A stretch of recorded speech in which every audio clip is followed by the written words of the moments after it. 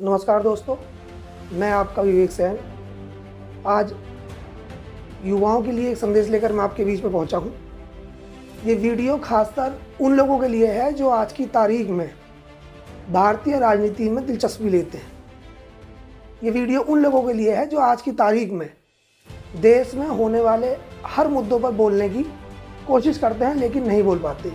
क्यों नहीं बोल पाते? क्योंकि वो लोग राजनीति के साथ साथ कहीं ना कहीं बड़े नेताओं की चापलूसी में फंसे हुए हैं। मैं स्वयं आपको उस चीज़ के लिए प्रेरित करना चाहता हूं और तमाम लोगों की बातें जो और युवाओं के दिल की बात है उस वीडियो के माध्यम से कहना चाहता हूं कि जब भी कोई व्यक्ति राजनीति में कदम रखता है तो इस भारतीय राजनीति में बिना पढ़े और बिना लिखे वो लोग राजनीति करना चाहते हैं। पढ़े लिखे का मतलब कॉपी या किताब या स्कूल से नहीं है। पढ़े लिखे से मतलब होता है कि उसे सामाजिक ज्ञान होना चाहिए और वास्तव में उसे पता होना चाहिए कि उसे किस मुद्दे पर काम करना है। यदि आप देश में बदलाव चाहते हैं और भारतीय राजनीति को उच्च स्तर पर लेकर जाना चाहते हैं तो आपको राजनीति में इस चापलूसी के दलदल से बाहर आना होगा और उसके लिए आपको स्वयं ये फैसला लेना होगा कि आप किस मुद्दे पर राजनीति करना चाहते हैं, आपका मुद्दा क्या है। और नेता के साथ साथ वोट देने वाली जनता को भी जो आज की तारीख में ये कहती है कि हमारे वोट का दुरुपयोग हो रहा है, देश में हालात ठीक नहीं है, राजनीति ठीक नहीं हो रही है, जनता के उत्थान का कोई काम नहीं हो रहा, विकास नहीं हो रहा, तो उसे भी सोच समझकर वोट देना चाहिए। आज प्रदेश में चुनाव हुए थे जिला पंचायत के, जिसका आगामी 3 जुलाई तक जिला पंचायत अध्यक्ष बनाया जाना है और आप लोगों ने ये बात भारतीय जनता के लिए है और उत्तर प्रदेश की जनता के लिए है और मैं बिजनौर से हूँ, बिजनौर की जनता के लिए है कि आपने जो वोट दिए थे जिला पंचायत सदस्य को, उन वोटों के दम पर वो जिला पंचायत सदस्य का चुनाव जीते हैं और बड़ी संख्या में जिला बिजनौर के अंदर और प्रदेश के अंदर जो है भाजपा के विरुद्ध आपने जिला पंचायत सदस्य तैयार करे और आज वही जिला पंचायत सदस्य आप लोगों की वोट पाकर पैसों के लालच में, डर और दबाव में, क्योंकि मैंने अभी एक बात कही थी कि पढ़ लिख कर मतलब उन्हें मालूम होना चाहिए कि उनका उद्देश्य क्या है। वो बिना उद्देश्य के राजनीति में उतरे और आप लोगों को बहका कर, फुसला कर और भाजपा के खिलाफ बात कर और आपने भाजपा को हराने के लिए उन्हें वोट भी दिया और आपका वोट पाने के बाद आज वो कहीं ना कहीं पैसों के लालच में, दबाव में जो है अपना वोट बेचने के लिए, दबाव में आकर भाजपा को देने के लिए तैयार बैठे हैं।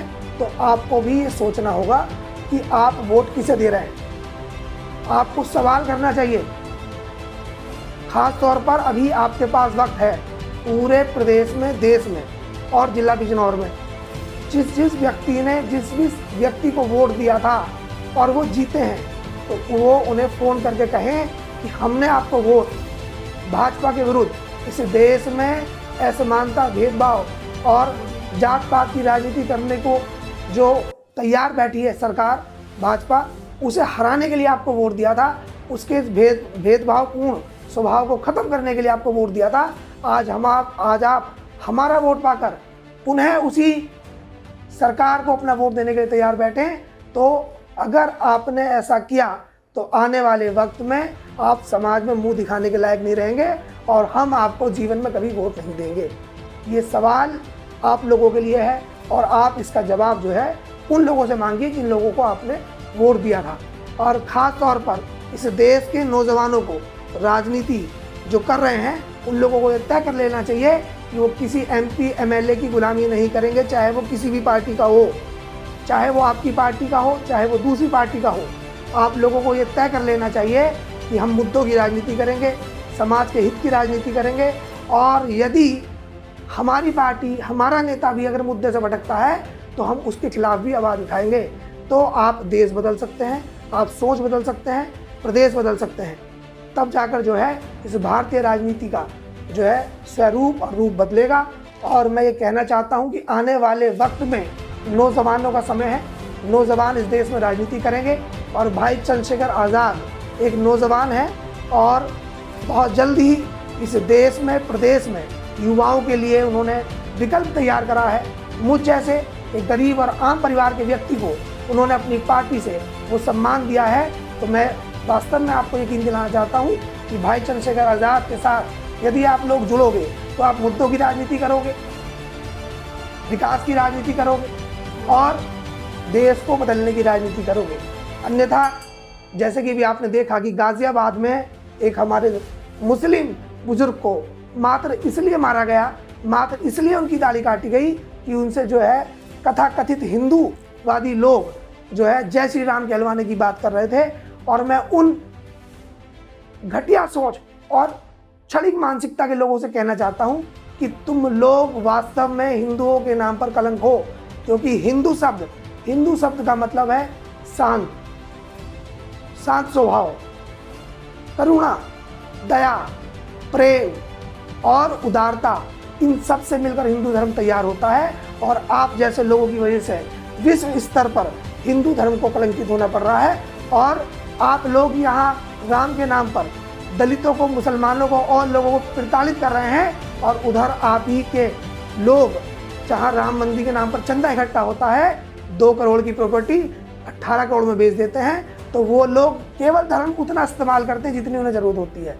तो मेरा देश के सभी नौजवानों से ये कहना है कि ये जो हिंदू मुसलमान की राजनीति करते हैं, जात पात की राजनीति करते हैं, आप इन लोगों से बचें, क्योंकि ये लोग केवल धर्म को उतना मानते हैं जितनी इन्हें ज़रूरत होती है।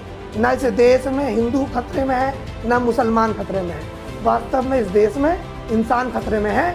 तो मेरे दोस्तों, आप लोगों को ज़रूरत है इस टाइम सही फैसला लेने की। और जितने भी ये कट्टरपंथी राजनीति करने वाले हों, चाहे वो किसी जात के हों, किसी मज़हब के हों, किसी धर्म के हों, आप उन लोगों का बाइकाट करिए और मुद्दों की राजनीति, मानवता की राजनीति करिए। और बाबा साहब भीमराव अम्बेडकर का जो सपना था, इस देश को ऐसा देश तैयार करने की जहाँ हर चीज़ की सुविधा हो, हर चीज़ की समानता हो, हर व्यक्ति को बराबर का अधिकार हो, जिसके लिए उन्होंने संविधान बनाया था और धर्मनिरपेक्ष संविधान बनाया था। उस संविधान को पूर्ण रूप से लागू करने के लिए पूरे देश के नौजवानों की ज़रूरत है। और वो नौजवानों का समूह अगर भाई चंद्रशेखर आज़ाद के साथ जुड़ता है तो मैं आपको विश्वास दिलाता हूँ आने वाले वक्त में इस देश में अम्बेडकरवाद का राज होगा। अम्बेडकरवाद यानी मानवता का राज। जय भीम, नमस्कार।